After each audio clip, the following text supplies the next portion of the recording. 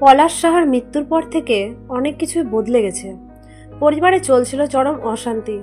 বিশেষ করে পলাশ সাহার মা ও তার স্ত্রী সুস্মিতা সাহার মধ্যে সম্পর্কের টানাপোড়েন ছিল চোখে পড়ার মতো। কিন্তু সম্প্রতি এক মানবিক সিদ্ধান্ত নিয়ে সামনে এলেন পলাশ সাহার মা। একটি ঘনিষ্ঠ সূত্র জানিয়েছে, সুস্মিতার মানসিক ও শারীরিক অবস্থা দেখে অবশেষে সব অভিমান ভেঙে ফেলেছেন পলাশ সাহার মা। তিনি নিজেই সুস্মিতাকে আবার ঘরে ফিরিয়ে এনেছেন। কেউ কেউ বলছেন পলাশ সাহার স্মৃতির জন্যই এই সিদ্ধান্ত। পাড়ার প্রতিবেশীরাও এই ঘটনায় বিস্মিত। একজন বলেন, এটা একটা বড় উদাহরণ। এত কিছুর পরও যদি একজন মা পুত্রবধূকে গ্রহণ করতে পারেন, তাহলে মানুষ এখনো মানুষ আছে।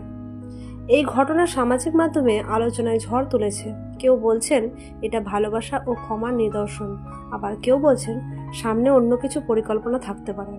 সবকিছু মিলিয়ে এই সম্পর্কের নতুন মোড় দেখছে সবাই।